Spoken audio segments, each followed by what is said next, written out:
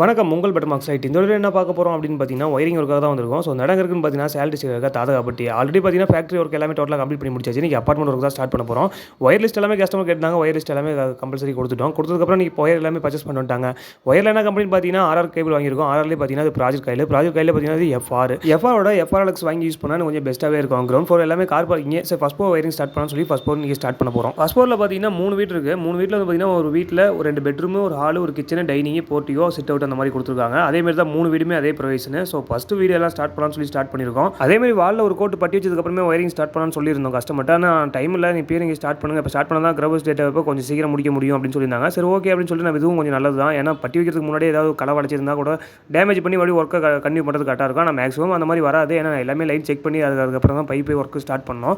சரி wiring work எல்லாமே start பண்ணலாம்னு சொல்லிட்டு ஒயரிங் எல்லாமே ஃபஸ்ட்டு பெட்ரூமில் தான் ஸ்டார்ட் பண்ணியிருக்கோம். பெட்ரூமில் பார்த்தீங்கன்னா ஏசி பாயிண்ட், ஹீட்டர் பாயிண்ட் கொடுத்துருக்கோம். அதேமாதிரி சார்ஜிங் ப்ளக் பாயிண்ட் தனியாக கொடுத்துருக்கோம். அதெல்லாம் கம்ப்யூட்டர் பாயிண்ட் கொடுத்துருக்கோம்.